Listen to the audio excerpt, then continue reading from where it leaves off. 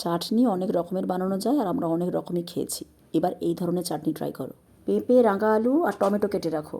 পেঁপেগুলোকে সেদ্ধ করে তুলে রাখো। কড়াইতে একটু তেল গরম করে তাতে 5 ফোড়ন, একটু শুকনো লঙ্কা, তেজপাতা দিয়ে ভালোভাবে ভাজা ভাজা করে নাও।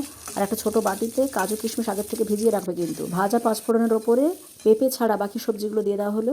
তার সাথে স্বাদমতো নুন আর একটু হলুদ দিয়ে আর কাজু কিশমিশগুলোকে জল থেকে ছেঁকে তুলে দিয়ে দেওয়া হলো। ভালোভাবে নাড়াচাড়া করে সামান্য একটু জল যোগ করে ঢাকা দিয়ে 3 থেকে 4 মিনিট মাঝারি আঁচে ভালোভাবে রান্না করে নাও। তারপরে বাতাসা অথবা গুড় এর যে কোনো একটা দিতে পারো।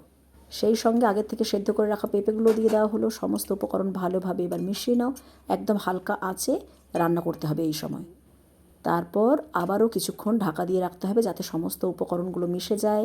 আঁচটা আবারও একটু বাড়িয়ে দাও। ওপর থেকে মা একটু ভাজা মশলা ছড়িয়ে দিল, যেটা বাড়িতেই মা তৈরি করে। দারচিনি, এলাচ, জিরে, মৌরি ভেজে মশলাটা মিশিয়ে 1-2 মিনিট হালকা আঁচে রেখে নামিয়ে নাও।